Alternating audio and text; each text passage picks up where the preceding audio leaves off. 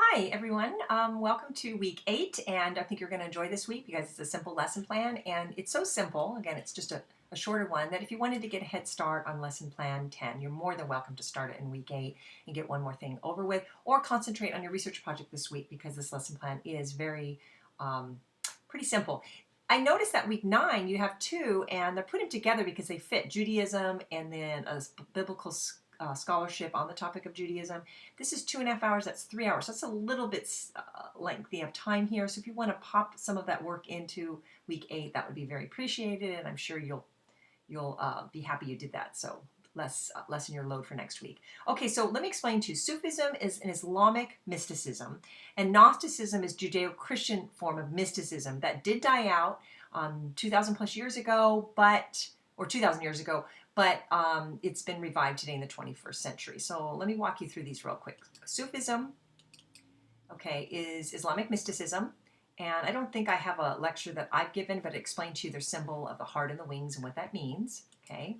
And I have music for you.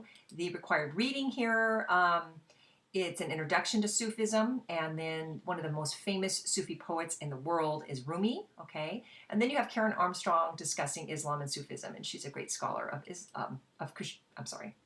of the world religions, but she focuses a lot on Islam as well. And the film watching, okay, is short. It's a 6-minute and a 15-minute, so that's very reasonable, 20 minutes, and then Oprah interviewing a modern-day Sufi. Okay, the Sufis, I'm going to go back to that for a second. You see the picture down here of the dance here with the hat on and the swirling dances. Those are called Sufi dervishes. And so we have, let me see, I move down here, the post topic. Okay, is to read, here's one option down here, is to read Rumi and to write up a response to Rumi's literature, and that would be a great one. Or you could choose to do the first section up here, and then the exam question. And I think that this is the easier lesson plan for the semester, lesson plan 9A or B. So you have Sufism, Rumi, and the film watching there. And again, this is the dancing that I was mentioning to you, okay?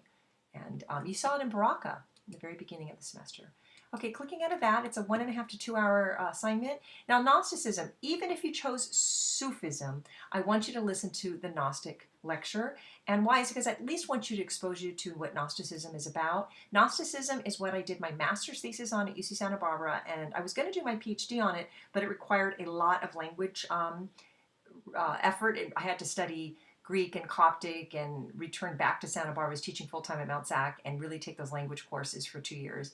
And I chose not to, and I instead focused my concentration on American religions, and influence of Indian religion on America, and so I didn't have that incredible language requirement as I did if I was a Gnostic scholar. But the lecture here, definitely listen to the lecture, even if you chose Sufism to have some background. It's an absolutely fascinating tradition. And just let me give you some background on Gnosticism. It means knowledge, and it's argued that going back to the early time of Judeo-Christianity, that there were pockets of religious people that were Gnostics, and they believed in the concept of mysticism and that the true message of Jesus was very mystical. A lot of Gospels were written with the Gnostic themes, and these Gospels didn't make it into the New Testament in the 4th century. The New Testament is a 4th century product in terms of being a canon and put together as an authoritative book, but Gnostic Gospels are out there. One of the earliest Gnostic Gospels is the Gospel of Thomas, and the Gospel of Thomas actually predates Matthew, Mark, Luke, and John, according to scholars. So we have material and writings that go back 2,000 years ago. These writings were discovered in caves in Nag Hammadi, Egypt, and it became published as the Gnostic Library. And I read the Gnostic Library. It's a very thick book. You can buy it at Barnes & Noble today.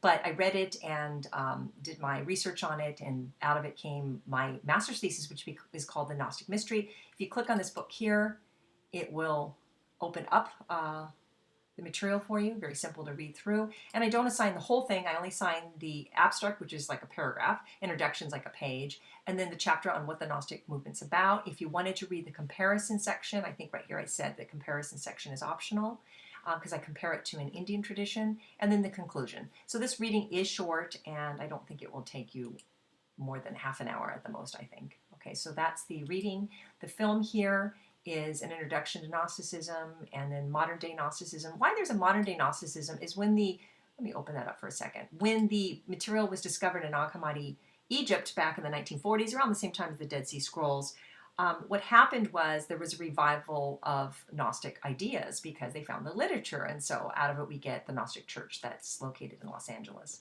And you see a picture of Adam and Eve, and let me just give you kind of what your interest here, or what your appetite for this topic. Adam and Eve's story is completely reinterpreted with new symbolism for the Gnostics. And what they see is this tree of knowledge is a good thing. The tree of knowledge is a tree to enlightenment, and it's very symbolic. They don't mean it literally. But when Eve is eating from the tree of knowledge, she's trying to wake up to her true divine nature. It's kind of the Atman Brahman concept that we are the divine, and that the serpent here is the hero who's trying to inspire her to wake up. And then when God says, don't eat from the tree of knowledge, he's not really God, as you know. Gnostics believe there's a higher God, the real true God of Jesus, and that this God, the creator God that you find in the Old Testament, the Hebrew Scriptures, is really kind of a jealous, lower level being who's always sending plagues and pestilence and disease and so forth, and always trying to keep us ensnared and trapped in this world. Because he wants us to keep worshiping him. And when we wake up to our true divine nature, we transcend him and go up to the true higher God of Jesus. So it's really a radical reinterpretation of the Jewish creation story. It's a radical reinterpretation of, it's a rejection of the Hebrew Scriptures, more or less, and it's a reinterpretation here.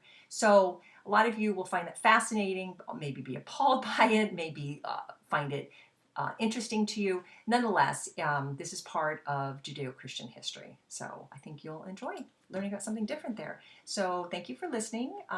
You should have your choice between Sufism and Gnosticism, or both would be extra credit. And then we'll head to new topics for next week. Thank you very much. Bye-bye.